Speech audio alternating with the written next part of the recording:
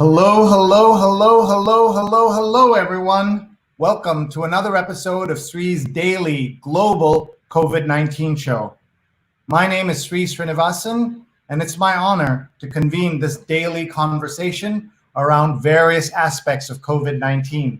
We discuss three crises: health, economy, and racial inequality. We're always looking for guests and theme suggestions. Please email me, sree@sree.net, sree@sree.net.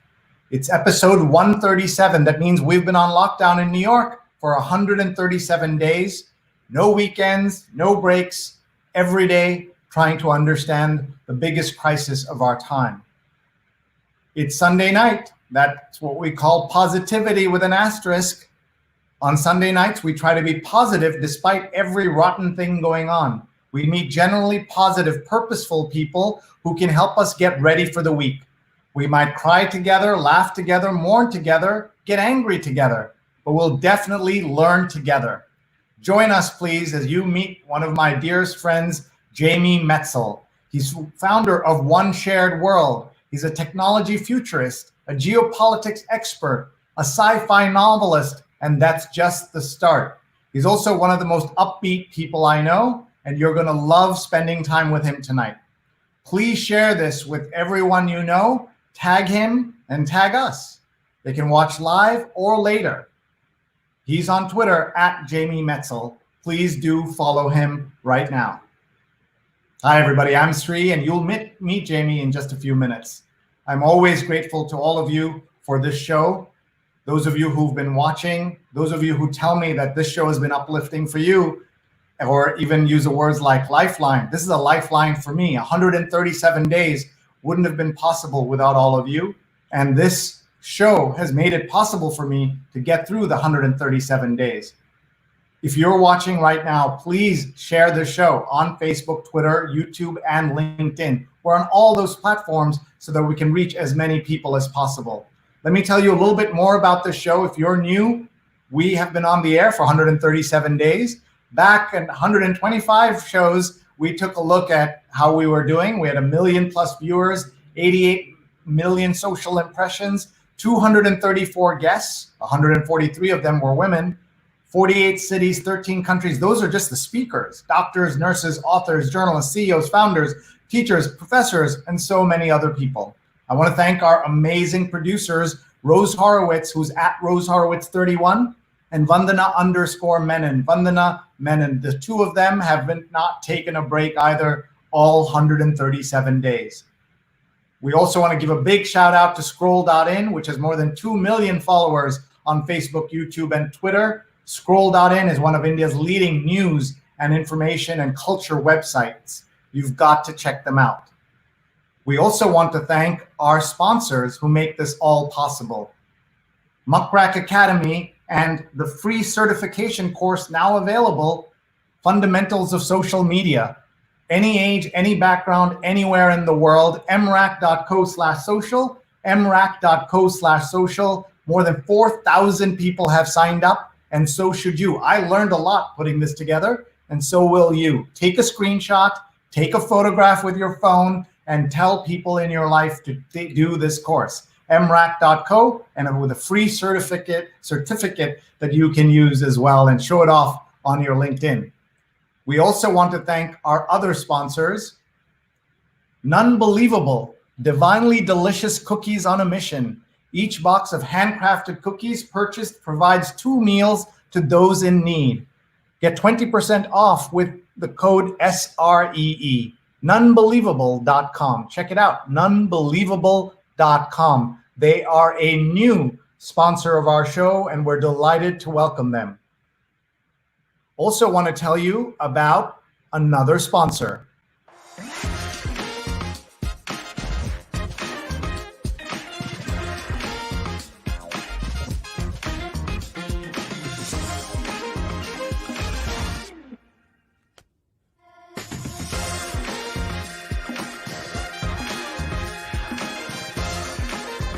Hotstar Premiere Nights. Watch the year's biggest blockbusters streaming straight to your screen, exclusively on Hotstar. Hotstar premiere nights kicked off this weekend with the world premiere of the new film Dil Bechara, starring the late Sushant Singh Rajput, with new music from Oscar winner A.R. Rahman. Streaming free on the platform right now. Hotstar brings you the newest Indian movies with subtitles, plus entertainment, cricket, live news channels, and much more. Hotstar.com/US. Hotstar.com/US. Check them out. And finally, we want to say hello and thank the sponsors and our friends at She's on Call. This is a new show that I am the co-executive producer of with my friends, Dr. Sujana Kurian and Dr. Sujana Chandrasekhar and Marina Kurian. They are surgeons in New York. And today at 11 a.m., we had an incredible show about going back to school. Dr. Heather Klaus from Temple University, an infectious disease specialist. Dr. Sally Goza, the president of the American Academy of Pediatrics, and Donna Mazek, registered nurse, executive director of the National Association of School Nurses. This is an episode worth watching again. Go to Facebook, go to YouTube, go to Twitter, and find She's on Call and learn all you can about going back to school this fall. Please tell us where you're watching from. Please tell us what you're learning and what you're interested in on this show. We're delighted to have you all here. And with this, we're now ready to bring onto the air here right now my friend Jamie Metzl. He's founder of One Shared World. He's a technology futurist, a geopolitics expert, and a sci-fi novelist. All the way from Colorado, please say hello to my friend, our friend, your friend, Jamie Metzl. Hi, Jamie. Hi, Sree. I just really am so happy to be with you. I mean, you're so positive, and how could you get the world's greatest depressive on this show when they hear all of your enthusiasm and hear about cookies presumably baked by nuns 7 minutes in? I'm sure they're all feeling better. Well, thank you for being here. Thank you for giving up part of your weekend to be with us I think it's only about 7 o'clock out there, right? Here exactly. Yeah. 7 o'clock in New York. You're in Colorado. First question always to my guests. How are you? How's your family doing through the crisis? Well, thank you so much. Yeah, I'm doing well. I'm really happy to be in Colorado. Like you, Sree, I live in New York. My parents are from Kansas City, where I grew up, and they were here in Colorado, and they were about to go home to Kansas City. And so I thought, well, why don't we fly out? And it felt a little risky to fly, and then spent 2 days, and we were socially distant and outdoors, but able just to see my parents who were in their 80s, and just to have that together time just really meant the world. And now being in Colorado and as great, I mean, you're doing such incredible work, Sree, out of the apartment on the Upper West Side. But it's really kind of nice just to be in the mountains and to breathe the fresh air. And this quarantine is such a crazy time for everybody. And just connecting with ourselves, with each other, and with nature is really now more important than ever, even though it can be difficult.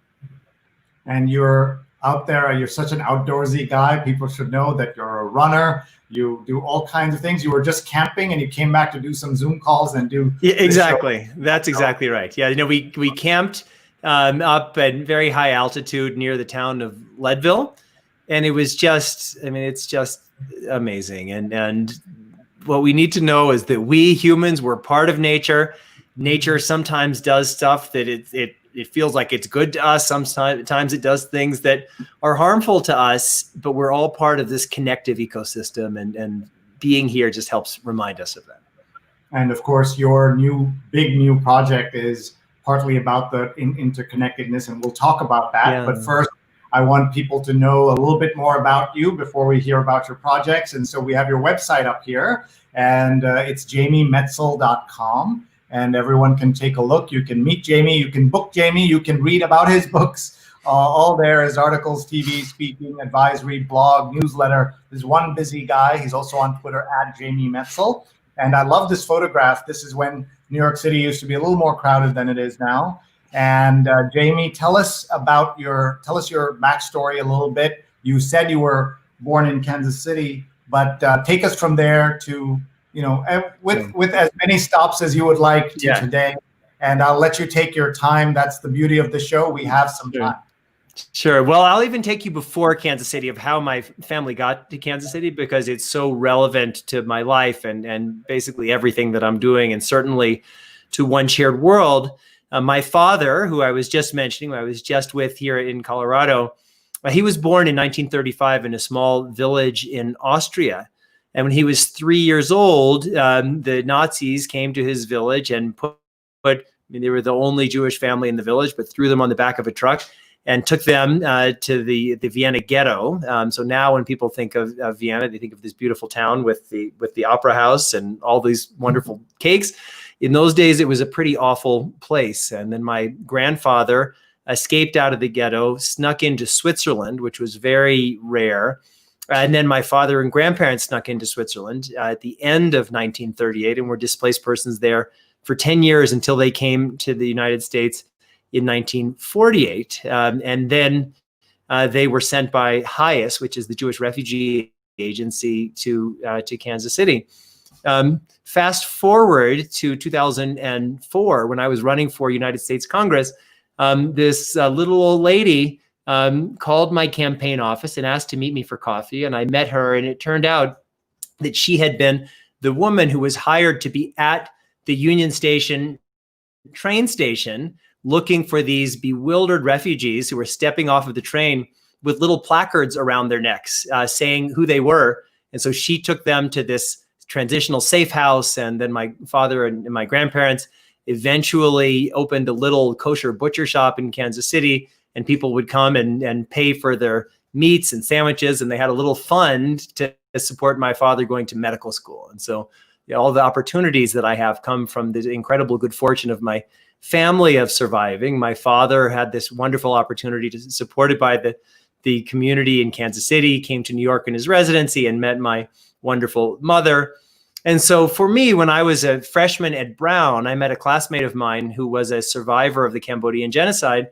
And I was just so stunned that he had gone through this terrible genocide in my life, in my lifetime, and I didn't know anything about it. No one I knew anything about it. So I went to the library and I did this crazy thing, which young people don't know about, but checking out books from the library. I read everything I could find on Cambodia. And that summer, as an 18-year-old kid, I quit my summer job in Kansas City on the first day. I had a garage sale of all the junk in my parents' basement, bought a ticket, went to Thailand, and worked that transformative summer in a refugee camp on the Thai-Cambodian border. And that just really opened my mind to a whole new world. I got more and more involved with Cambodia and refugee issues, but it soon became very clear to me that you could spend your whole life working on refugee issues and you wouldn't solve the problem, because refugee flows are at the end. It's the tail of a problem.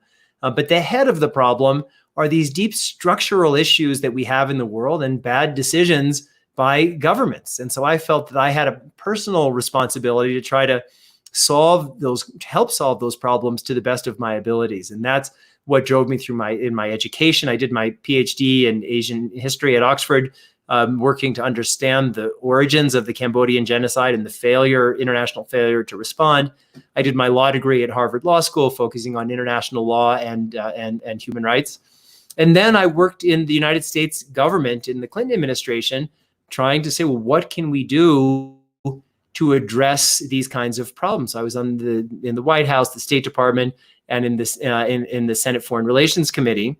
And when I was in the White House thinking a lot about these issues, my then boss, Richard Clarke, who later became the person who predicted and unsuccessfully at least tried to prevent what became 9/11, he always used to say that the key to effectiveness in everything is to try to see around the corner, to anticipate problems that most people don't see, and then try to solve them as quickly as possible. And that really meant a lot to me. And so in my work, my PhD dissertation was on the Cambodian genocide, and I was thinking a lot about, well, what could be done to prevent the next genocide? And when I was at the White House, I certainly was doing a lot of thinking and writing about the Rwandan genocide. But I also came to really appreciate that the genetics and biotech revolutions were going to fundamentally transform our lives. And this wasn't something that a lot of people were thinking about those days. So just like when I was at Brown as a freshman and I checked out everything on Cambodia out of the library, I read everything I could possibly find on the genetics and biotech revolutions and tracked down scientists and others to talk to. And when I was ready, I started writing articles on at first the national security implications of the genetics revolution, and then was invited to testify before Congress and do a lot of speaking and more writing. But I realized that I wasn't connecting with people, that I was telling this story, but it really wasn't connecting emotionally. And that's when I decided to write my third and fourth books, which were near-term sci-fi thrillers, Genesis Code and Eternal Sonata, but which were based on the very real science. And in doing that, thank you. But this is really fast service. This is great production values, Sree. Thank you.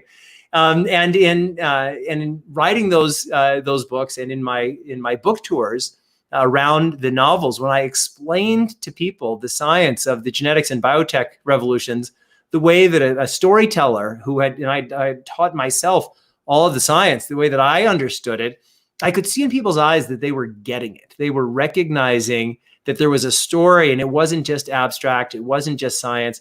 It was something about them.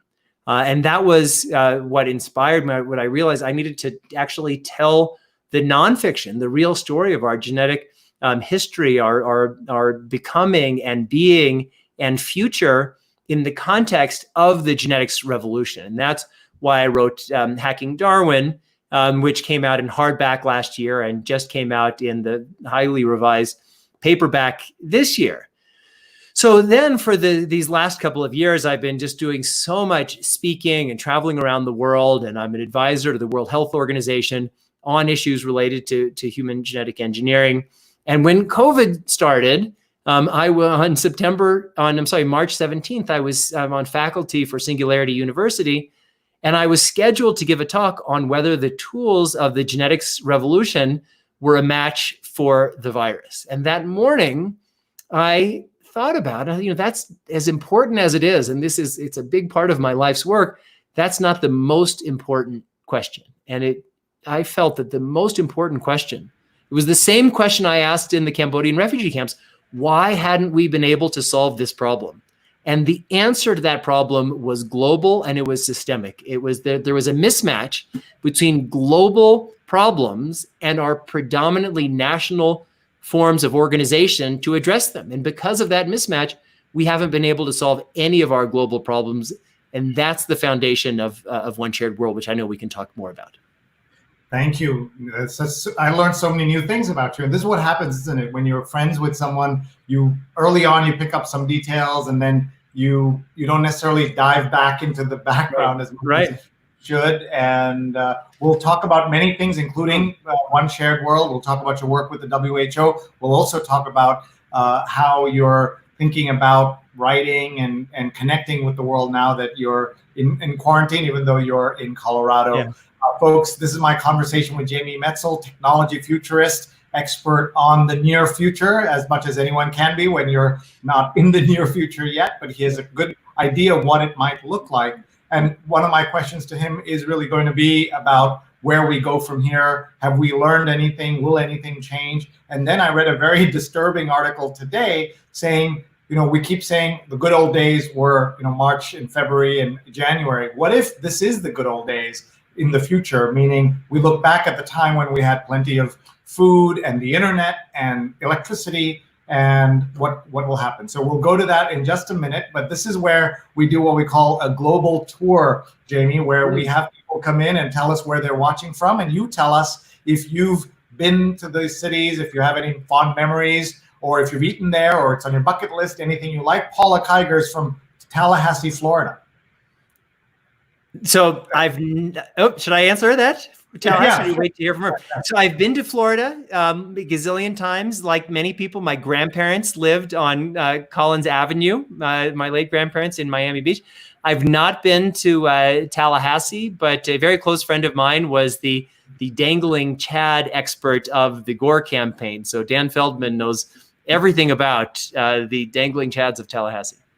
Well, I would love to meet your friend Dan and Yeah, have him exactly. on our show. He'd be a great guest, actually. Yeah, during the political season. I want to tell you that Paula is part of our amazing team that does these shows, including the New York Times read along, where we read the New York Times out loud like slightly crazy people every Sunday morning. You've been a guest on that show. Yep. You were on it. You were, in fact, a guest right before, I think, the 2016 election, and maybe in the last guest before we went, before the election happened. So we should go back and play those tapes. But today, this morning, it was 8:30 a.m. Eastern when we met Anthony De Palma, author and New York Times foreign correspondent for 22 years. He's incredible. I hope you'll all go back into my archives to find this video, as well as any other video that we talk about. You can find them in our archive. So thank you very much for being with us, Paula. Let's see who else is here. Ashok is here from Kerala in India. I know you've been to India, but what about Kerala? I have been to Kerala many times. I love it. I've been in Kochi, and I've been in the synagogues there. I've had Ayurvedic treatments. I've been on the backwaters. I have wonderful memories of a friend of mine who's Japanese and an opera singer who sang opera while we were on the backwaters in Kerala. I have many friends who are from Kerala. My Malayalam is terrible, but I think it's like Una Dunda Mona is 1, 2, 3. But I know I have a great fondness for Kerala and the people of Kerala, who are frankly everywhere you go on earth, are just so amazing, and just so many wonderful intellectuals and thinkers and others. So big fan of Kerala. Thank you. Wow, thank you. And my parents live there, and it's Onna Danda Mona. Pretty good. Okay, okay, good. Yeah. Impressive that you do that. And Ashok, who watches almost every day, will always ask, "Have you been to Kerala?" And most people say no. So he'll be thrilled that someone. Yep. So that's awesome. And then our friend Minky Warden says, "The Sree and Jamie show. Take it on the road, please. Love Minky." And Minky is an awesome person. Can I say Minky is not just an awesome person? She's one of my favorite super awesome people in the whole world. So hi to Minky. And Minky, we need you on our show. Please let me know.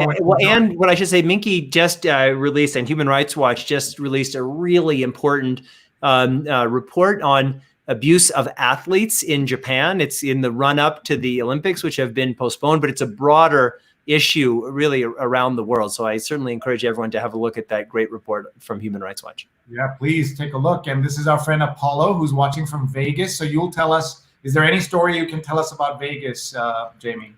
You know, that's like a setup, Sree, and I know this is the positivity thing. So what I will, I mean, I'm going to get myself in trouble, but I'm going to do it anyway. So before I was, as I mentioned, I ran for Congress, and the election was 2004. I moved back to Kansas City in 2003. And so just before I was moving back, my brother Jordan was giving a talk at a medical conference in Las Vegas. And for the life of me, I don't know why medical conferences are in Las Vegas. It's like they're trying to get people in trouble. It's like the dentist should not be in Las Vegas. Take the dentist to like Dayton, Ohio, someplace where they're not going to be in trouble. So my brother, he was speaking in the morning, and he was going to bed at like 9 o'clock at night. At that point, I'd never been to Las Vegas before. And I thought, I'm not going to bed at 9 o'clock in Las Vegas on my first night. So I went out there, and then in the the casino next to mine, they had this thing, Las Vegas Review, 50 years of Las Vegas dancing. And I thought, well, that seems, so I went there. There's this big auditorium. There are probably like 1,000 people. Half of them were elderly Japanese tourists. I mean, and I was thinking, well, this is kind of interesting, but I'm just about to launch my congressional campaign. I'm going to lay low. So they did this whole thing, and they had like the dances from each decade since the early days of Las Vegas. And I'm just there enjoying myself. And then they said, for our last dance, we need people from the audience. Our show girls is what they call them, will come and grab you. And so I'm just sitting there, and I'm kind of hiding because I'm about to go home and run for Congress. Of course, that means that I am picked. And then they bring us up, they seat us down in front of 1,000 people, and they go, the dance of this decade is the lap dance. And I'm there, and I'm like in front of 1,000 people. Man, it's like on stage, and it's not like it's like a real lap dance. But then I'm thinking, well, I'm about to run for Congress. Is the race over before it begins? Luckily, the Oppo research never found it. But and also was before the social media really took off. Exactly. And that certainly helped. And Apollo, who sent us the greetings, was on a show we did 2 weeks ago called Vegas Under COVID, and we learned so much about pain and trouble that folks are in, even in good days in Las Vegas. He called it a town built for addiction. And so check out that too, folks, in the archives, please. Our friend Judy Killichand is here. Judy and I and you all met roughly the same time when I was when we were doing things at the Asian Society, where you were executive vice president and running things there, and Judy was there as well. And I learned a lot in those times when we worked together, which was fabulous. Jonathan's watching from Union Square. Any memories of Union Square you want to share? So I'll do Judy first. Judy is incredible, and Judy is like a real impresario. And at the Asian Society, she would do these huge business events and other really great programs all around the world. So hi, Judy. And then Union Square, I'm a New Yorker, so Union Square all the time. I don't know if I have any particularly great stories, but I guess everybody has Union Square stories. They do. And Apollo is tagging folks. Everybody, please do this right now. Find somebody who enjoys learning new things and who wants their horizons broadened. And Jamie will do that, as you've seen already. Neil is watching from Springfield, Virginia. He produces our morning show on Sundays, the New York Times Read Along. And Billy Von Schritz is here. He wakes up with gratitude when someone says nothing good ever happens to them. My first response is, what have you done for someone else? Studies show when you give of your time and money to others, it increases the happiness serotonin levels in our brains. And the bump experiment, we are one shared world. I'm tagging away. So he runs something called the bump experiment. It's an interesting project where he gives away money because someone walked up to him one day, anonymously gave him money to go to college. He never knew who it was till many years later. Wow. And it was, I believe, the town postal inspector general, something like that. Amazing. So he calls the project Bump It Up and the Bump Experiment. So check out Billy Von Schultz. You can see his name there. Awesome. And Simone is saying, hi, Rose Horowitz, joining from Connecticut and tweeting live. And Apollo also likes sci-fi. If someone named Apollo must like sci-fi, of course. Mm-hmm. And Stefan Kaplan's here, one of my dear friends and part of my Digimentors team, Positivity Sunday. Thank you, Jamie. And look, Ashok says he signed the pledge. Let's talk about the pledge. Let's get as many people to sign the pledge tonight as possible. So I'll bring up One Shared World and you tell us about the pledge. Sure. Should I do it now? Yeah. Okay, perfect. So I stopped my story in the beginning when so what happened on March 17th, I gave that my talk, which was supposed to be about the genetics revolution and COVID. The talk that I gave, as I mentioned, was that why weren't we able to prevent the COVID-19 pandemic? And as an advisor to the World Health Organization, I had a pretty clear answer to that, which is that we hadn't built the type of WHO that could have handled that crisis. You could easily imagine what that would have looked like, but we just didn't have it. And why didn't we build that?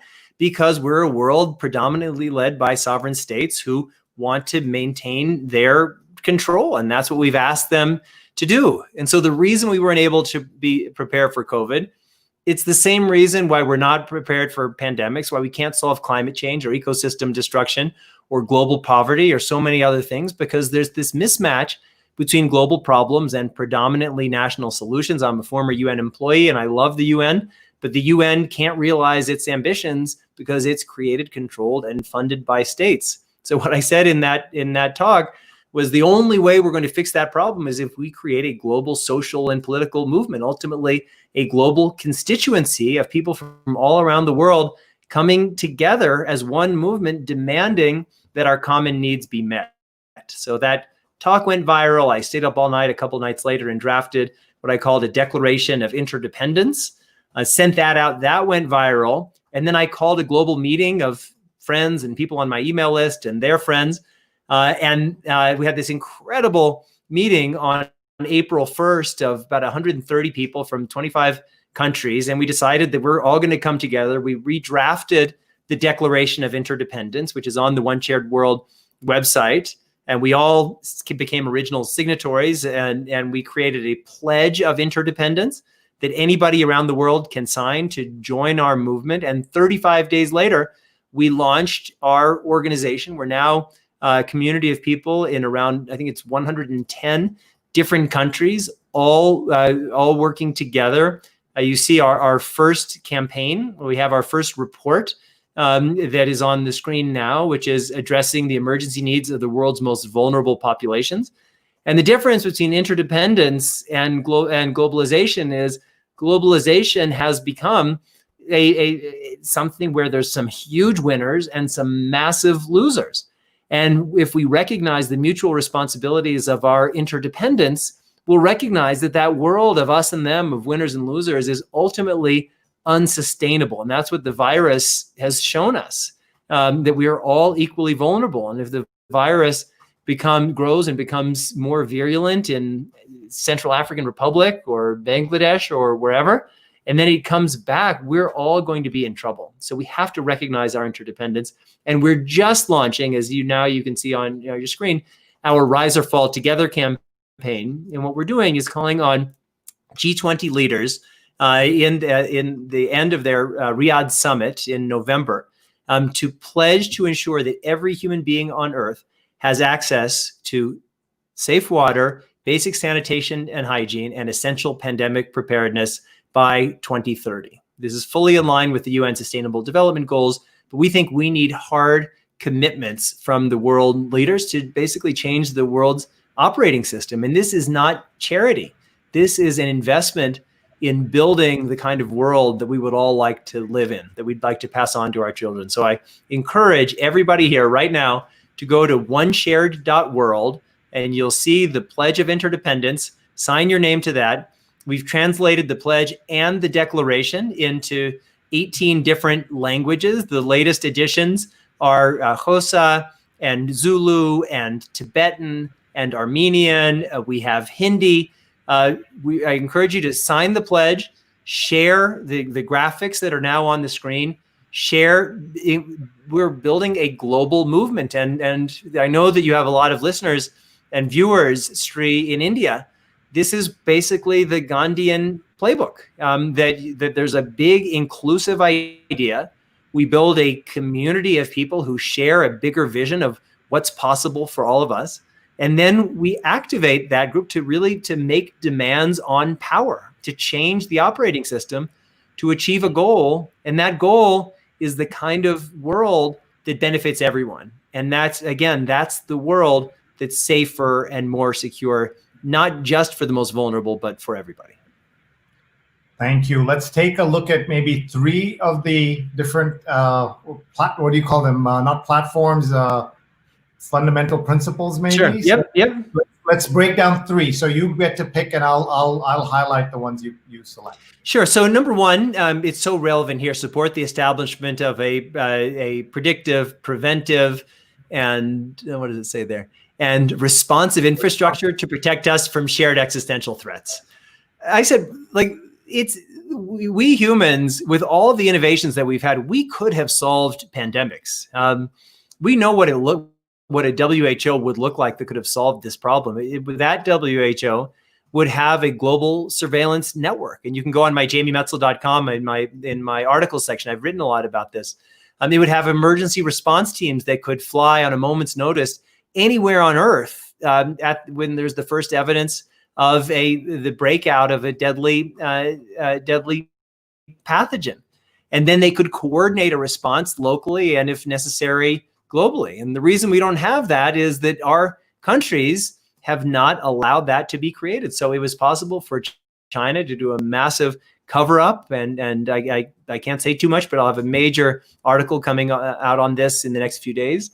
It's what it made it that the WHO had their investigators, and China didn't allow those investigators to come in. And certainly in the United States, we had just a historic failure by the Trump administration and others to respond to this crisis, which is why we're dying here in such large numbers. And you can imagine just a different organization for the world. The same is true for climate change. The same is true for ecosystem destruction, for global poverty. We need to build infrastructures to make our greatest aspirations real and possible. Should I go on, Sree? Yes, please go ahead. Sorry, I was saying, please go ahead and go ahead and pick another. Okay, good. Yeah, I had one of those little circles going around while you uploaded. So I'm going to go to number 3: advocate directly and through the communities, organizations, entities, and nations of which I may be part to safeguard our common humanity and our shared home. And I'll reference Gandhi again. Gandhi understood that change has to happen at all levels, from individual consciousness, individual action, to national action, global geopolitics, and everything else. And so it's not enough for us all to say, well, we need change at the highest level. We do need change at the highest level, but our every action needs to reflect. Again, it's a cliche, but we need to be the change that we envision, and that's why the Bump Project, Billy's Bump Project, is so important. So many of these things are important, but the thing that we need to make sure is that our actions are driving toward systemic change, because all of the good deeds in the world, and that's what I realized when I was in that refugee camp when I was 18,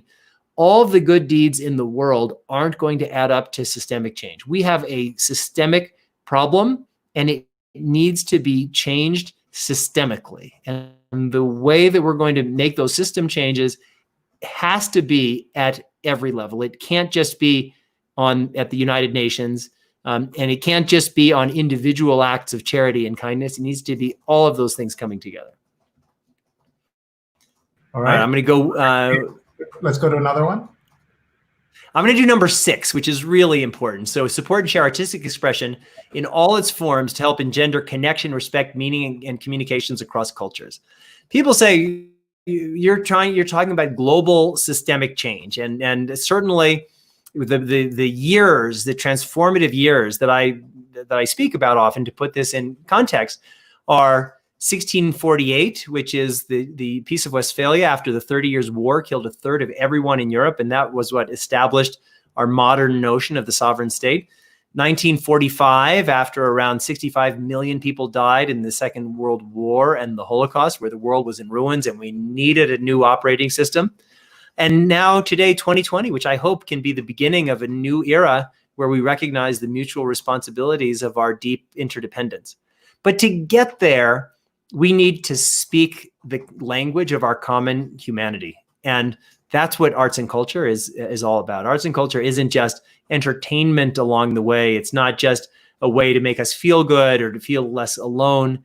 Arts and culture represent the common language of our humanity. And in our world where there are so many forces driving us apart and so many politicians who are trying to benefit from those divisions, we need artists and we need art and we need culture to bring us all together. And that's so great that you're thinking of all of this together and you're bringing them together. So tell us again what people can do. They can go to oneshare.world. Give us 3 things that people can do to help you. Okay, so this is really important. So first, go right now, oneshared.world, and sign the Pledge of Interdependence. That's your way of joining our movement. Number 2, take that link and send it you can do it in a group email, and you can do it right now to 10 of your closest friends, people in your world who you think would want to be part of a global movement to fix our greatest fundamental challenge, ultimately to solve the global collective action problem. When we lived in villages, we understood that the fate of everyone in our village was relevant to us. If somebody in our village who had some terrible illness, we cared because our fates were connected. Globally, our fates are all connected. We just don't think that way and we don't act that way. So the second thing that I'd like everybody to do is send this with a personal note to 10 of your friends, asking them to go and sign the Pledge of Interdependence. And the third thing is what I would like for you to do is to read the report on addressing the emergency needs of the world's most vulnerable population. That report came out just a week and a half ago, and we're going to be launching this campaign to encourage the leaders of the G20 to commit to ensure that every human being on Earth has access to safe water, basic sanitation and hygiene, and essential pandemic protection by 2030. And there's a social media campaign and all of the tools that you need. Please share those. And once you join our list, then you're going to be receiving emails and communications with us about this campaign that's really going to be ramping up over the next few months. And what I will say, and we're doing a global interdependence summit in September, coordinated in many ways by the great Sree Sreenivasan. And so we really encourage you to be part of that, because what we're trying to do is, if you think of 1648, what's the word that characterizes what happens in 1648? It's sovereign state words. What's the word that characterized 1945? It's international. And the word that we want to characterize this transformation that begins in 2020 is interdependent. And we want to insert that language, like genetic code, into the agendas, platforms, missions of every organization around the world, and government and international entity and everything. Thank you so much. Ashok says, welcome, Jamie. I've signed the pledge. He's also signed up for your newsletter. So he's all in. Good. Well, no, but he's only partly in. He didn't say he sent it to his 10 friends. So Ashok, report back when you send to your friends. Roberta says, hello from Richmond, Virginia. Thanks for this incredible show. Neil Parrick. Oh, anything you want to say about Richmond, Virginia? So Richmond is an incredible place, and so much is happening there. I mean, this is such a crazy moment for us here in the United States, and we have all these different histories and goals and aspirations and values that are competing, and Richmond is one of those hotspots. And I really hope we can find ways to come together that are inclusive. Like, we have to recognize that Black Lives Matter. And we have to recognize that there are people in our communities who have different histories and histories that maybe we totally disagree with or are uncomfortable with. And we have to find ways of finding common ground. That doesn't mean giving up our principles. It means engaging. And this is really hard work, but we've got to try to find a center here in the United States that brings us all together, because the alternative is getting farther and farther apart, and no one's going anywhere. And so where does that play out? And a lot of this requires growing and learning and listening, even listening to really difficult, painful stuff. So Richmond, a lot of challenges, but I think Richmond can lead the country in many ways. Stefan says, this was all getting to me, but now I've started my trail walks in a nearby nature preserve. I feel much better. Forest bathing, yes.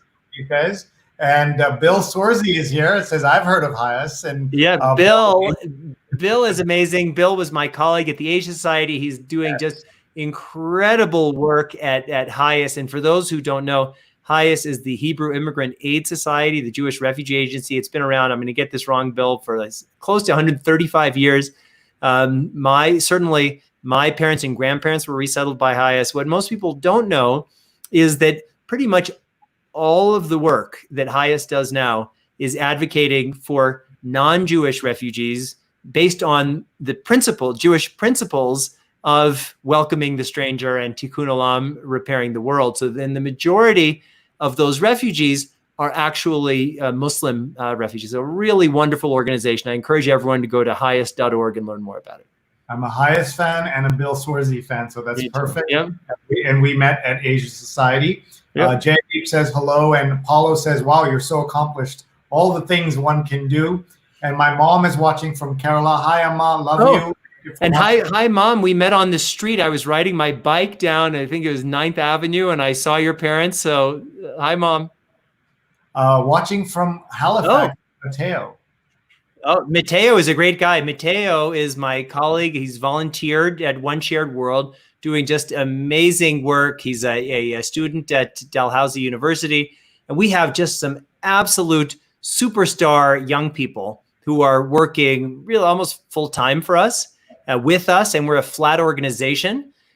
So really just amazing people like Mateo doing great, playing really important leadership roles. And for people here, a lot of people have children, grandchildren, yourselves, doing gap years, or people who are home saying, I'm a little down, I want a mission. Let us be your mission. Reach out to us, info@oneshared.world. And we have volunteers who are working 60 hours a week. And I can't speak for Mateo, but if my guess is he can speak for himself, I think really finding meaning in this work at this time of crisis.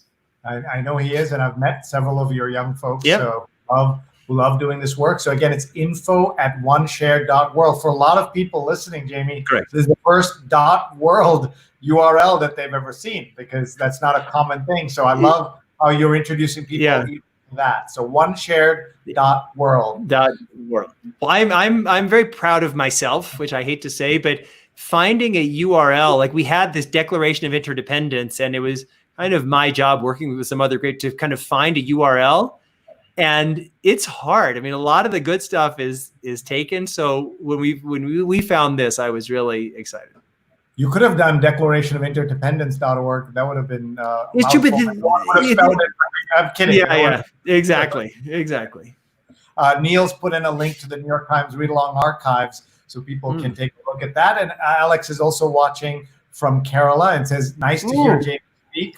Ashok is thrilled to know that you have been to Kerala." We should tell people that you mentioned the synagogues in Kerala, and there's a unfortunately named place called Jewtown, which is like Chinatown, Jewish town, where they have the oldest synagogue outside of the Middle East is in Kerala, and the Cochin Jews, as they were called.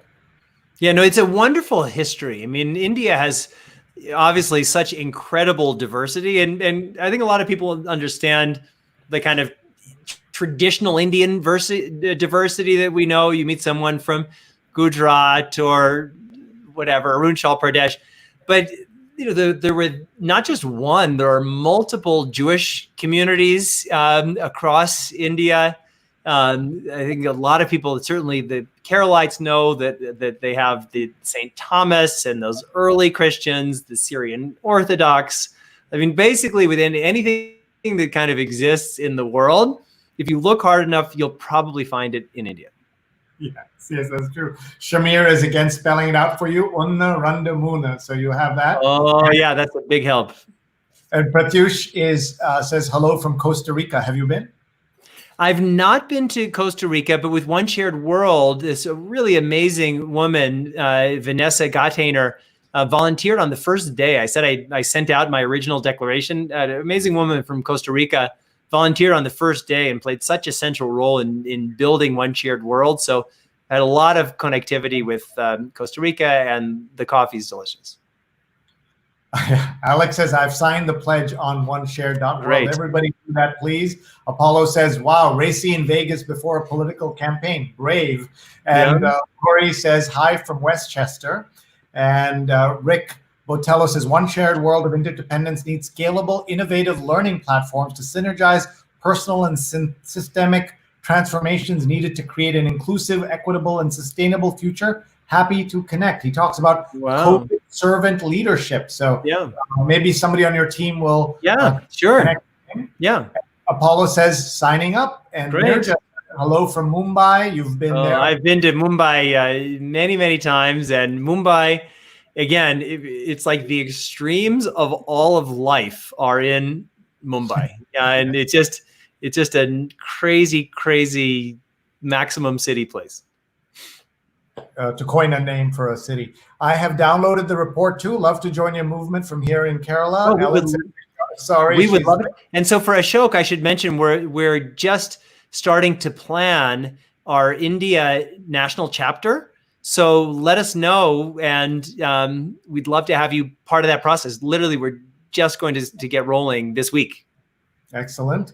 And yes, true, while going through the report, it's truly a Gandhian set of principles. And Nirja says, great initiative. And Rick says he is signed to change the operating system, he says. And I like that call. Look forward to reading your books. Can't order books online because of lockdown here. So that's interesting. Why? Why can't you order because of lockdown?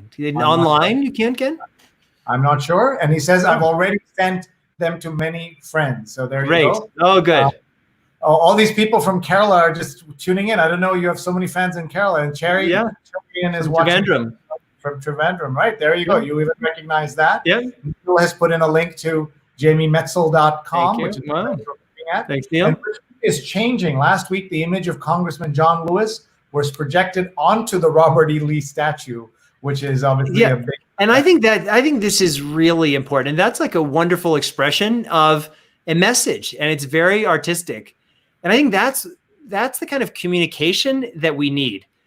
Unilaterally pulling down statues is wrong in a democracy. Let us use the tools of our democracy to change a narrative, but they can bring people with us. And I just love that idea. I mean, that's so creative that John Lewis was such a hero.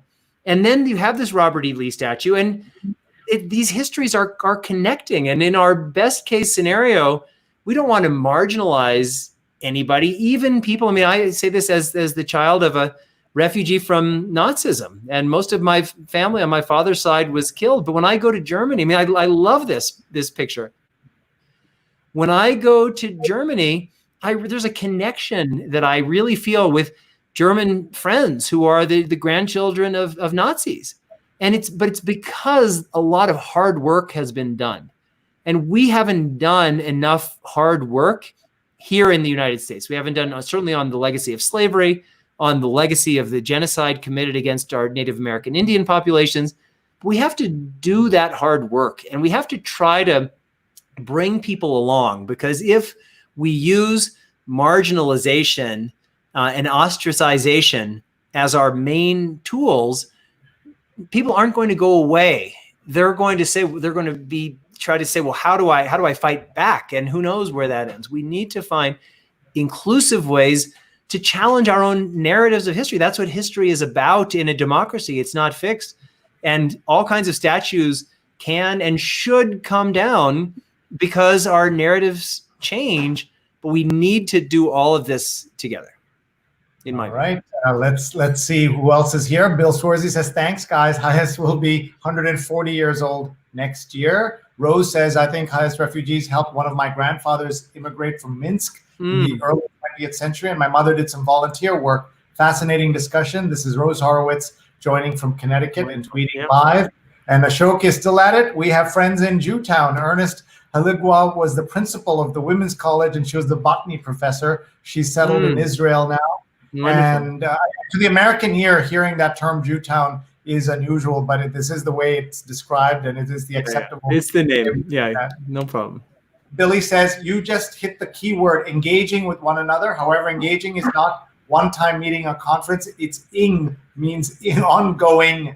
And here's a novel idea. How about just socializing with one another and enjoy one another? So you can read the full comments of Billy there from the Bump. Yeah, no, and with Billy, I totally agree. There's a piece in the New York Times today about how our Congress, U.S. Congress, is so divided. And one of the main things that they said is that in the old days, they used to, Democrats and Republicans, socialize together. Now they have like almost no social contacts, and that it really matters. And it's so easy. It's built into our genetics to have kind of this us and them mentality. And we really have to work hard to overcome it. And when we all come together, we do find that we have so many more commonalities than divisions. Nirja says she'll be joining today. Great. There's no delivery during lockdown, so they don't make orders now. So they're but waiting what about for digital. Not for digital? I guess they are getting the books. I don't know, maybe the Kindle version is not available. If you can check. Digital is available, I think. Yeah. Okay. And Ashok says your email address, again, it's info@oneshare.world. .world, correct. oneshare.world. And there's Mateo has put that in already. Yeah, thank you, Mateo. Mark is watching from Durham, North Carolina. Great friend of the show and someone who was on this show to talk about what we can do as allies of African Americans, and he gave us great ideas on how we can be allies. Paulo said, yeah, that's so important, and I think that what the alliance comes, we have to educate ourselves, we have to educate each other. We also need to recognize that there are no simple answers to any of these questions. They're all really complex issues, and we need to create learning environments that allow our different voices to come together. And we all have room to grow.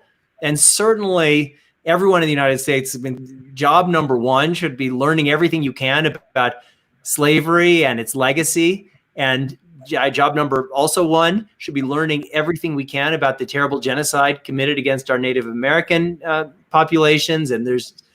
But we need to do that, but we need to try to find ways, and we need to try to find ways to bring us all together around that learning. I mean, Germany has become a stronger country, I believe, because of that work that they've done. And we have a lot more hard work to do here in the US. And that starts with our leadership too.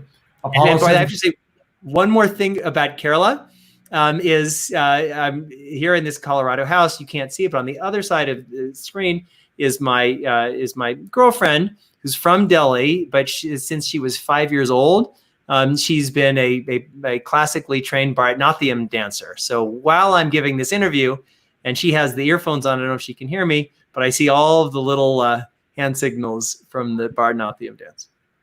That's great, and I hope she shared this with friends and family as well. Apollo says it's amazing to see all the different ways Gandhian ideas about social, political, economic change continue to shape the evolution of human society globally. The other reason to go and watch that episode he did a couple of weeks with me about Las Vegas under COVID is that he talked about being an African American in Delhi and what it was like to visit Delhi, what it was like to live there for a few months, what it was like to live in Dhaka in Bangladesh.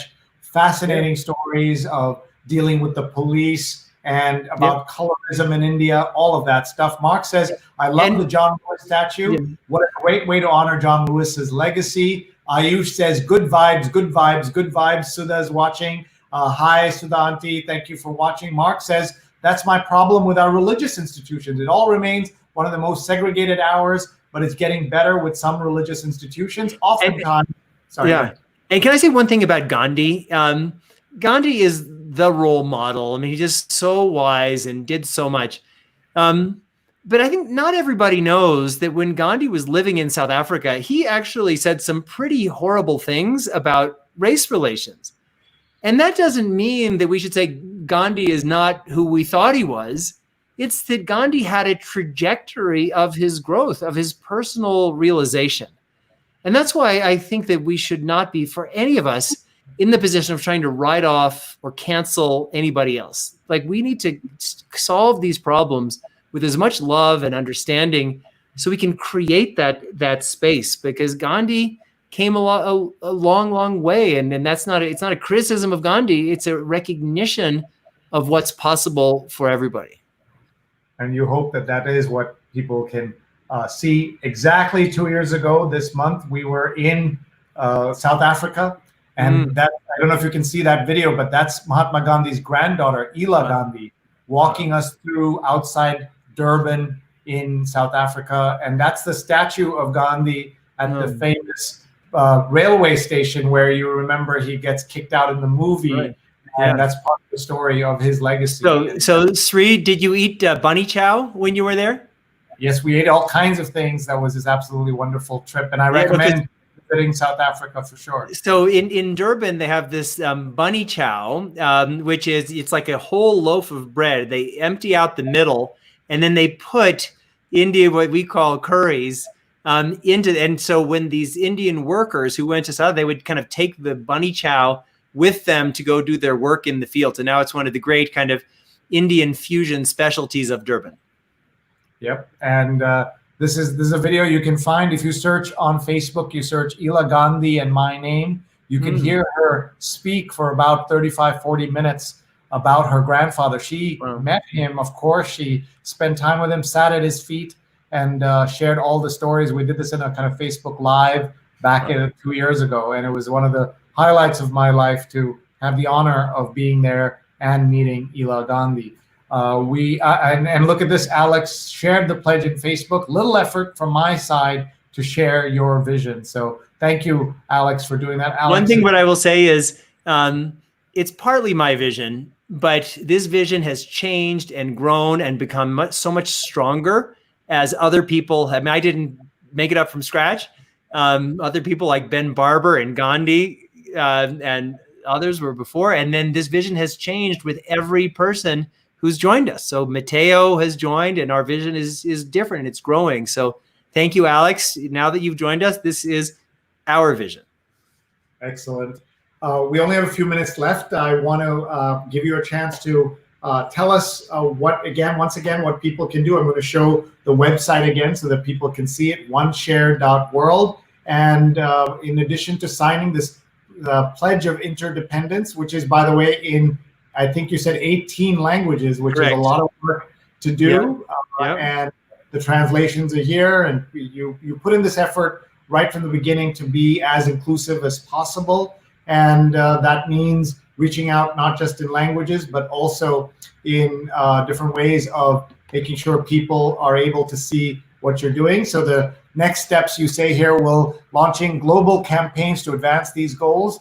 For the first, chaired by Harvard School of Public Health Dean Michelle Williams, will seek to enhance our global public health capacities for the benefit of all. And then the second, chaired by Ambassador Rick Martin, will champion an aggressive emergency action plan for assisting the most vulnerable populations as the COVID-19 pandemic likely shifts towards Southern Hemisphere in the coming months. We encourage you to spread the word and join us turning our common dream into a reality. One united humanity, one shared ecosystem, stronger together, one shared world. I love that. So let me ask you a couple of futuristic things, since you're Mr. Technology Futurist.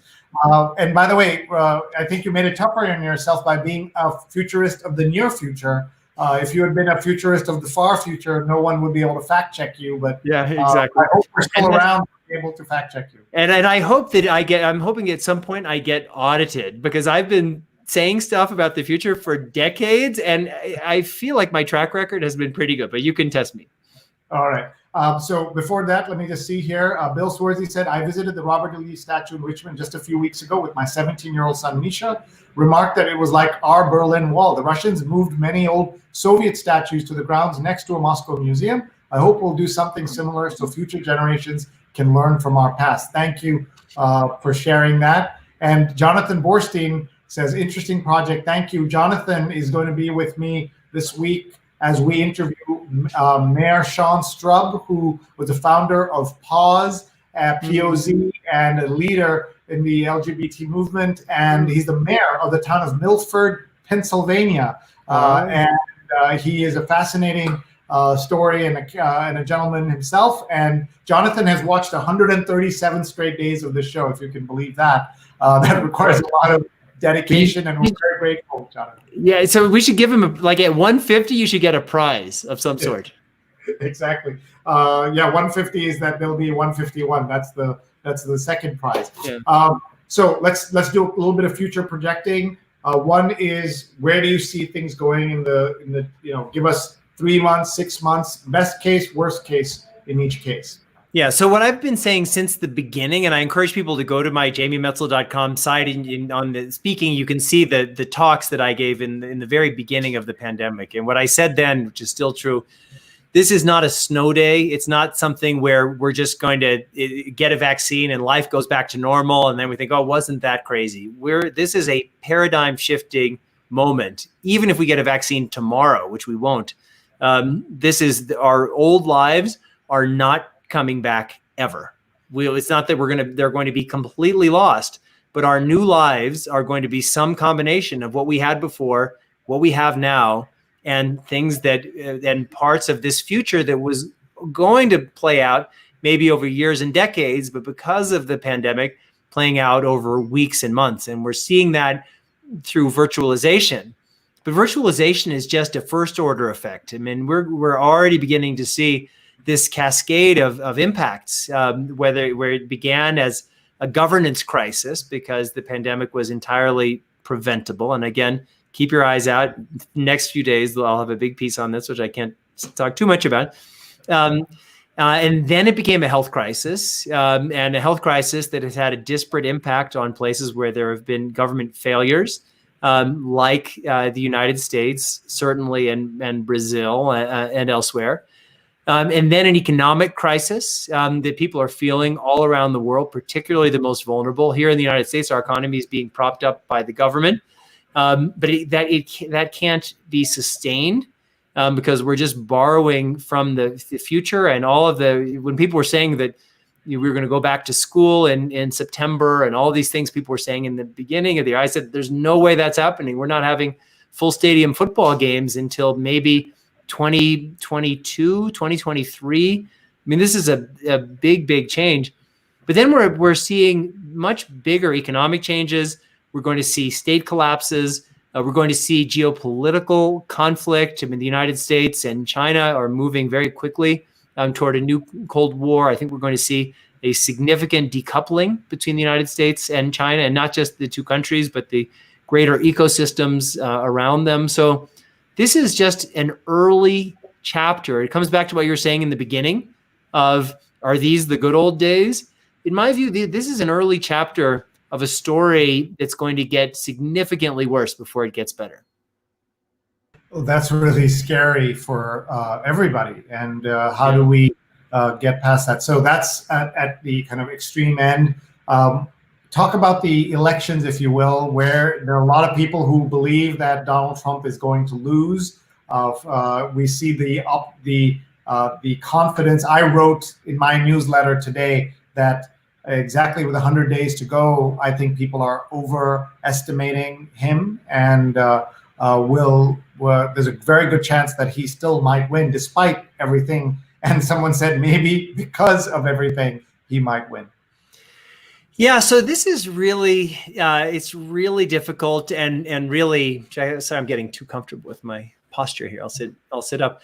It's a really difficult and challenging thing. I have no doubt that if we had just a regular, normal, free, open election and people showed up to vote, that people would vote against this terrible catastrophe that we're seeing right now. I mean, we have almost 150,000 people who've died from COVID as a result of one of the greatest, probably the greatest government failures, or one of the greatest failures in all of American history. In Taiwan, they've had 7 COVID deaths. So we are dying from governance. And there are a lot of people who are going to vote against that. But we have no idea. I mean, certainly the Republican Party has had a pretty aggressive effort to disenfranchise people through redistricting, through the equivalent of poll taxes and other kinds of tricks.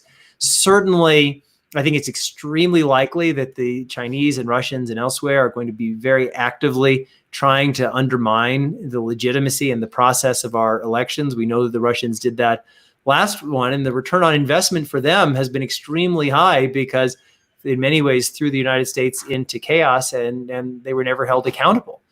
And so I think there are a lot of really open questions. And that's why what I always say on multiple things, this is an all hands on deck moment, not just for all Americans, but for all people. And where there's some really big issues at stake.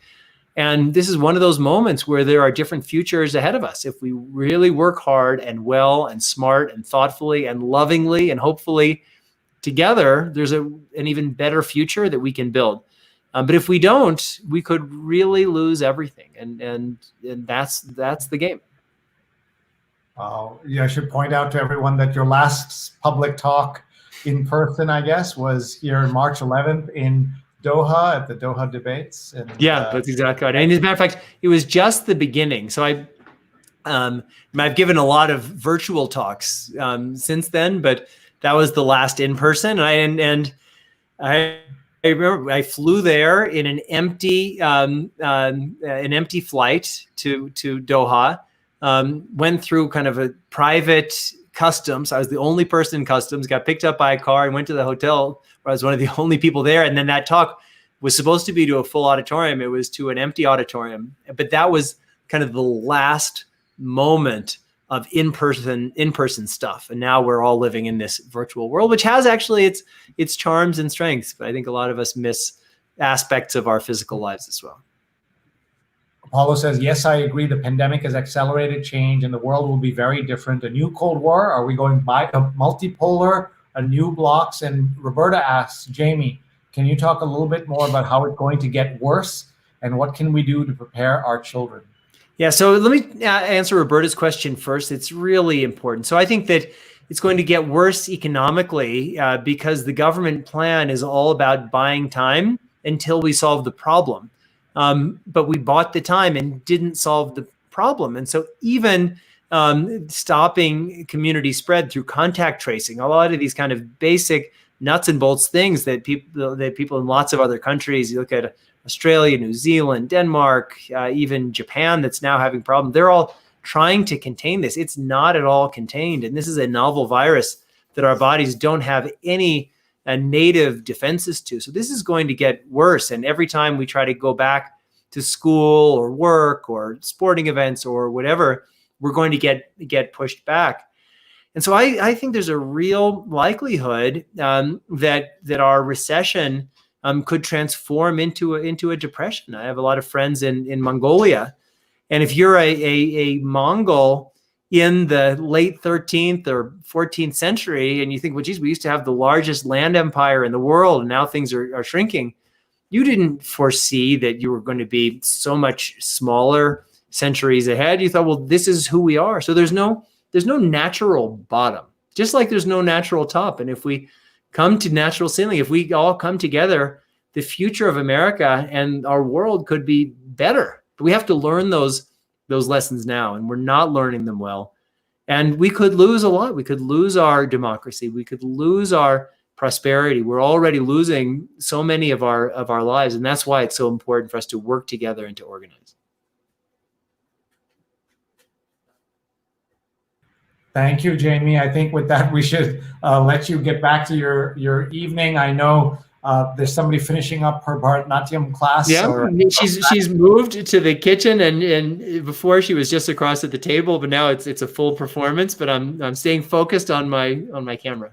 Well, thank you for doing that. We will let you go with some final thoughts from you.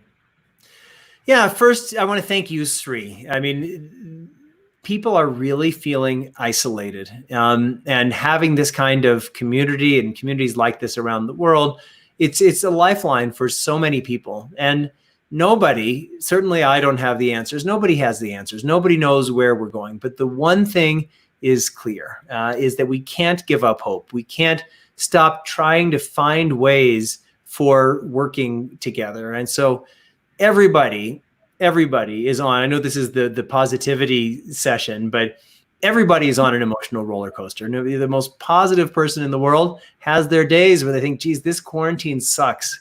When do I get my old life back? When do I get to go to school? I lost my job. And it's part of life, are these up and downs. But we have to stay connected to each other.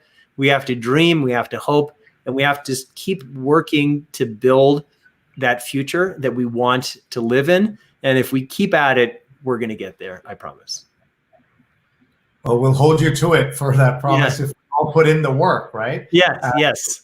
Roberta says, thank you, Jamie. And Cherry says, we should populate Mars. It looks like the Mongolia plains anyway. And Roberta says, I agree, Sree's show is bringing people together, educating the public and opening our eyes. Sree's my hero. Roberta, you are amazing, the work you do in Virginia and people like Jamie. I'm so honored. Part of the reason why, Jamie, I do this is that I feel blessed that I know so many people as I know you do, and we have those one-way connections, and we wish you got to meet Roberta, who got to meet Ashok, right? Yep. That's what this show allows us to do. This is what you're doing with the Independence Summit. You know, when you've been to my parties at our house, we force everyone to introduce themselves. And some people are horrified by that, starting with my children. But we've been doing that for 25 years because I believe that everyone has a story and everyone should meet each other. And you have an amazing set of stories. And we're so grateful that you came here. And then we are going to count on seeing you again on this show and, of course, on the internet. Please follow Jamie Metzl and check out jamiemetzl.com and check out oneshared.world. We are so grateful to Jamie for being here. And everybody, sign the pledge. Everybody, follow their socials and share that link of the One Shared World pledge with your friends. He said, send it to 5 people. email them or go onto Facebook, go onto Twitter, and share it, please. Thank you, my friend. All right. Thanks so much, Sree. Thanks, everybody. All right. Bye-bye.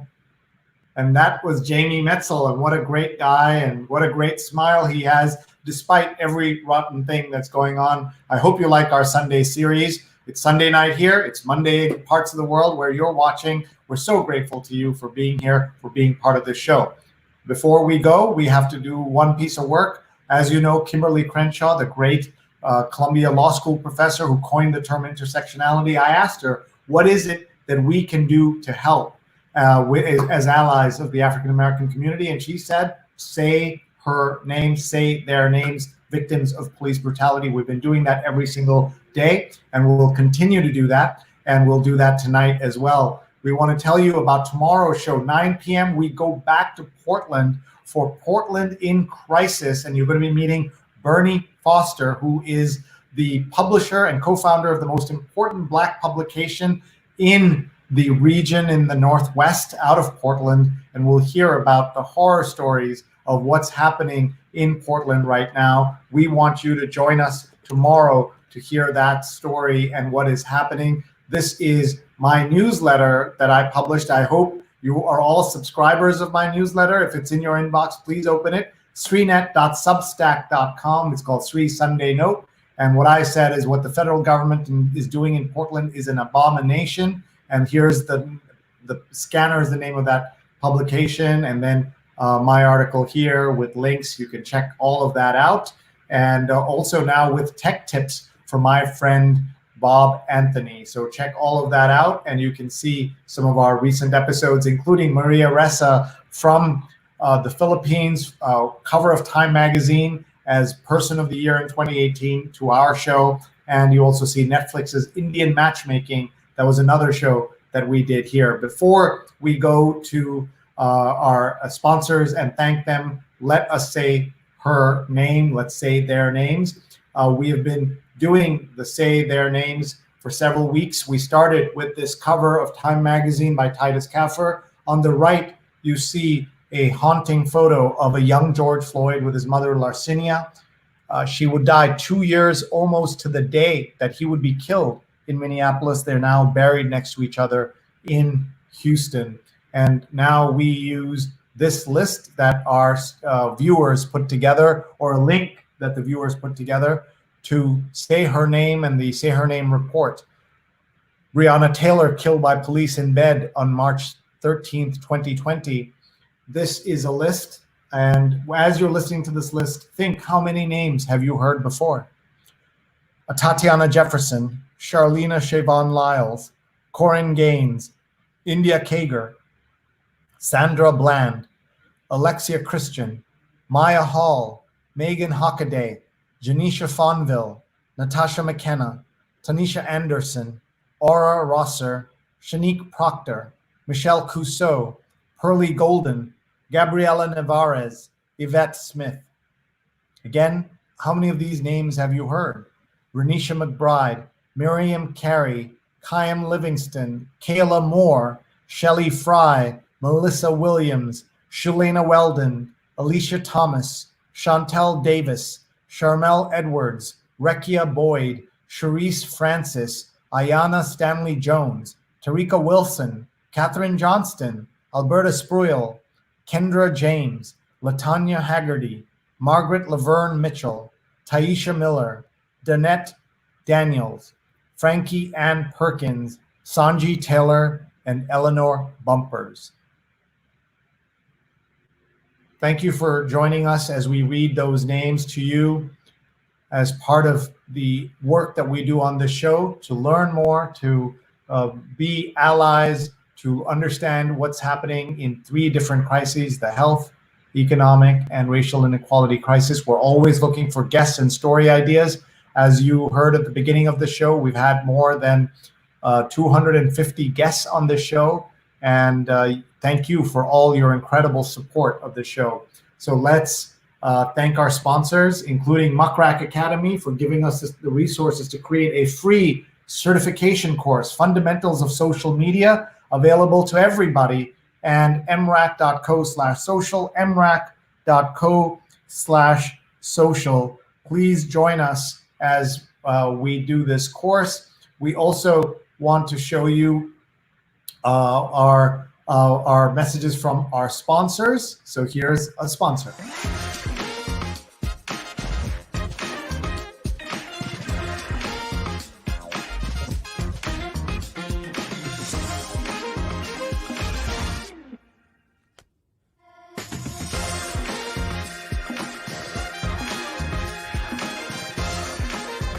Hotstar Premiere Nights. Watch the year's biggest blockbusters streaming straight to your screen, exclusively on Hotstar. Hotstar Premiere Nights kicked off this weekend with the world premiere of the new film Dil Bechara, starring the late Sushant Singh Rajput, with new music from Oscar winner A.R. Rahman. Streaming free with subtitles on the platform right now, hotstar.com/US. And Nunbelievable, divinely delicious cookies on a mission. Each box of handcrafted cookies purchased provides 2 meals to those in need. 20% off with the code Sree, S-R-E-E, 20% off nunbelievable.com, nunbelievable.com. And finally, please check out She's on Call, a fantastic new show. I'm honored to be a co-executive producer. Look at this lineup of speakers they had today at 11 a.m. Eastern. You can find the archives at Facebook and on Twitter and on YouTube. Heather Kloss, Dr. Heather Kloss, infectious disease specialist at Temple University, Dean of Faculty. Also, Dr. Sally Goza, President of the American Academy of Pediatrics. The American Academy of Pediatrics President on a school show. And Donna Mazik, Executive Director, National Association of School Nurses. Please find all of these on the archives at She's on Call. You will learn a lot as I did today. That's it for now. Let's collaborate. You have my email address right over here. Please email me. Please check out our archives. Please hit subscribe on that archive so that you can know when we're live. Another way you can know we're live is through this, our very easy to access WhatsApp alert system. It is not my WhatsApp. It's not a WhatsApp group with uncles and aunties and people like that. This is just a soft touch alert whenever I'm live. So please check that out at, just hold up your phone right now and get that QR code. Otherwise, just email me if you'd like to get on the list. Thanks very much. And don't forget to open my email if it's in your archives, if it's in your email inbox, sreenet.substack.com. Thanks very much, everybody. We'll see you soon. I'm trying to wave here and say goodbye here as well. Thank you for everybody who's watching. And Alex says, thank you, Jamie, for all your thoughts. Thank you for sharing your thoughts. Jamie, really happy to see and connect with you. Great conversation, says Bill Swersey. And Nirja says, thanks. And check out all the great tweets from Rose Horowitz. And with that, we'll say goodbye. Thank you very much.